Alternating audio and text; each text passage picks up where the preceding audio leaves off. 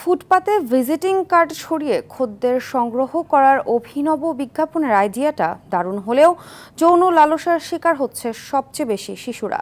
আইনশৃঙ্খলা বাহিনী কঠোর নজরদারিও যেন চোখে পড়ছে না। রাজধানীর আবাসিক হোটেলগুলোর এমন প্রকাশ্য যৌন ব্যবসা, এ কাজে বেশি শিকার হচ্ছে ছিন্নমূল শিশুরা। এ কারণে সন্তান জন্মদানের ক্ষমতা হারানো সহ এইচআইভির মতো মরণ ব্যাধি হওয়ার ঝুঁকির কথা বলছেন চিকিৎসকরা। সুপ্রিম কোর্টের আইনজীবী বলছেন, এমন কর্মকাণ্ডের শাস্তি মৃত্যুদণ্ড পর্যন্ত, আর অভিযোগকারী ছাড়াই ভিজিটিং কার্ড দেখে ব্যবস্থা নিতে পারে পুলিশ। আরও জানাচ্ছেন এআর বাদল। রাজধানীর ব্যস্ততম সড়কের ক্রসিং, কারওয়ান বাজার, পান্থপথ, সিআর দত্ত রোড আর কাজী নজরুল ইসলাম অ্যাভিনিউয়ের সার্কফোয়ারা মোড়ের ফুটপাত। এখানে চোখে পড়ে অনিক ভাই, সাগর ভাই, করিম ভাই, রাজু ভাই ও ফারুক ভাইয়ের আবাসিক হোটেলের ভিজিটিং কার্ড। তারা মূলত খদ্দের সংগ্রহকারী দালাল। কথা হয় করিম ভাইয়ের সাথে। বড়দের পাশাপাশি শিশুরাও রয়েছে তাদের যৌনকর্মীর তালিকায়। শুধু চাহিদা আর দরদাম অনুযায়ী শিশুদের মিলবে তাদের হোটেলগুলোতে। আমার সাথে তো নাই, মানে কোনো কাপল নাই। ওখানে কি কাপল পাওয়া যাবে? আমার এখানে অ্যাভেলেবেল আছে। আসলে আসেন কোথায় আপনি? আমি এই মুহূর্তে আছি মতিঝিলে। কয়টা? তাহলে আসলে আপনি যদি চাইতে পারেন তাতে আসলে অনেক ভালোগুলো পাবে না, বেশি রাত হলে কিন্তু এগুলো খুলে দেয়। কম বয়সীদের মধ্যে কেমন হবে? হ্যাঁ, ভালো হবে। 4-5 পরে এরকম আছে? আচ্ছা ও, খরচা কেমন এটা একটু বলেন না। অন টাইম গুলো আছে 600-800-1000 অন টাইম, আর 1 ঘন্টা যদি থাকে 2022-25-3000, এটা ভালো হতে পারে। ওই যেগুলোর বয়স কম, মানে যেটা ওই 4-5 পরে, পুলিশ টুলিশের ঝামেলা নাই তো? হ্যাঁ, আমাদের 100% সিকিউরিটি। এরপর কথা হয় ভিজিটিং কার্ডে থাকা কায়ুম নামে ব্যক্তির সাথে। আসসালামু আলাইকুম।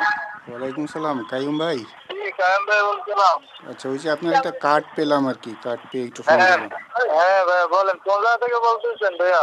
আমি মতিঝিল এলাকার থেকে। বাবুল টাওয়ার চিনেন? ফার্মগেট বাবুল টাওয়ার। হ্যাঁ হ্যাঁ হ্যাঁ হ্যাঁ, মোড়ে। বাবুল টাওয়ার নিচে এসে আমার ফোন দিলেই আমাকে পাবেন। আসবেন এখন, ভালো কালেকশন আছে ভাইয়া। কিরকম কম বয়সী হবে? 4-5 পরে এরকম হবে? 12 বছর আছে, 13 বছর, 18 বছর, 20 বছর, 25 বছর, বুঝলেন? হুম। আপনার যেটা পছন্দ হবে আপনি এটাই নিতে পারবেন, সমস্যা নেই। 12 বছরের এটা কি স্কুলে পড়ে না পড়ে নাকি? বিএসসি আছে, নরমাল আছে, সবই আছে, বুঝলেন? এটা কত? 12 বছরেরটা যেটা, এটা কত লাগবে?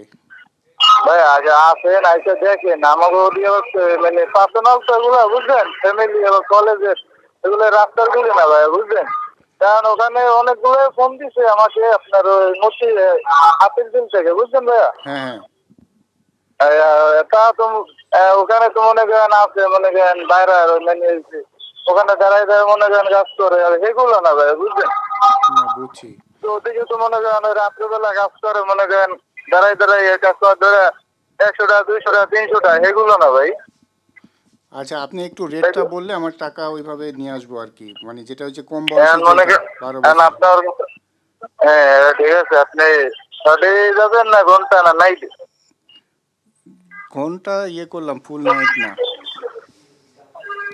এটা ঠিক আছে, আপনি মানে ঘন্টা হিসাবে আলাদা, আবার নাইট আলাদা, আবার আপনার শর্ট মাইন্ড তো বুঝেন, এক কাজ মানে একবার। হ্যাঁ। এটা মানে আলাদা আলাদা সিস্টেম, মানে কোনটা যাইবেন এইটা বলেন। কি কি প্যাকেজ আছে এটা আমাকে একটু বলেন। প্যাকেজ আছে ভাই, আপনার প্যাকেজ মনে করেন, প্যাকেজ মাইনে কি আপনি, আমি বলি আপনাকে শুনেন। হ্যাঁ হ্যাঁ। আপনি শর্ট হলো মানে নর্মাল আছে, 30 আছে। শর্ট হলো একটা হলো 850, 1050। হ্যাঁ হ্যাঁ।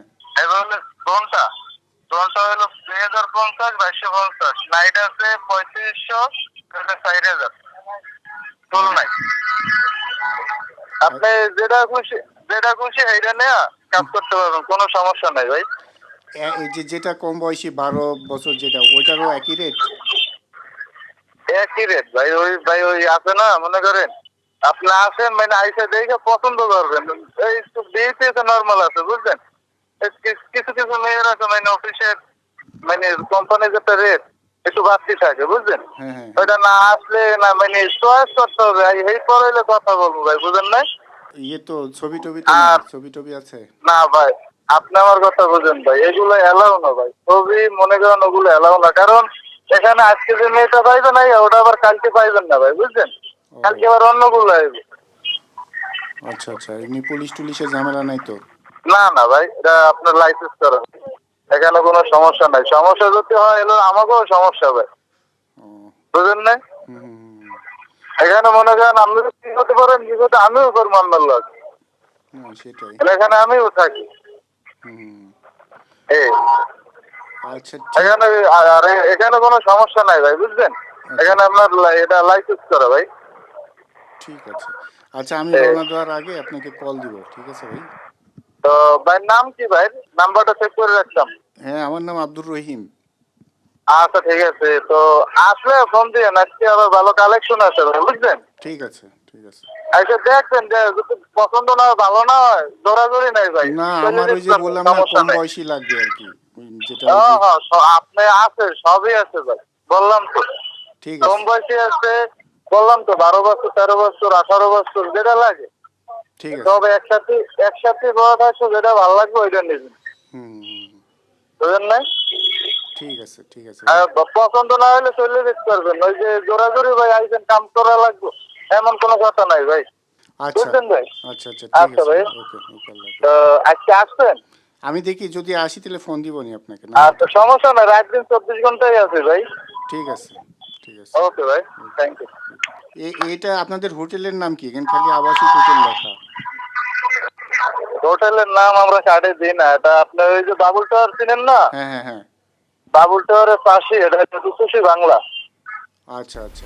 অভিনব বিজ্ঞাপন কার্ডে দেয়া নাম অনেকের সাথেও কথা হয়। আসসালামু আলাইকুম। ওয়ালাইকুম সালাম, অনিক ভাই। ভাই বলেন। কালেকশন আছে? আছে ভাই, আছে, কালেকশন আছে ভাই। কম বয়সী কেমন হবে? কত বয়স হবে লাস্ট? কম বয়সী আপনার আছে 15-16 হবে। কত রেট কত? লাগবে একবার 600, 1200। ও, কটার মধ্যে আসলে পাওয়া যেতে পারে? হ্যাঁ, আপনার 9 আগে আসলে পাওয়া যাবে, না পরে গেলে লেগে যাবে, বুঝছেন? ও আচ্ছা ঠিক আছে, কোথায় আসবো এটা?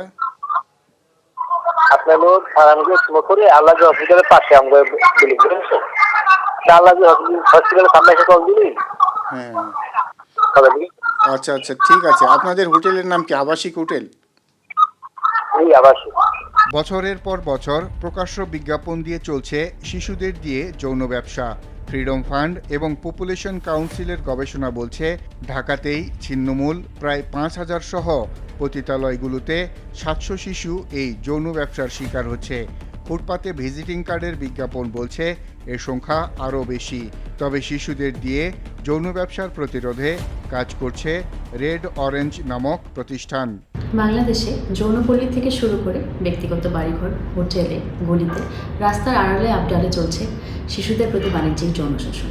আর এই সংকট মোকাবেলায় আমরা রেড অরেঞ্জ মূলত কাজ করছি যৌন নিপীড়কদের মানসিকতায় পরিবর্তন আনতে।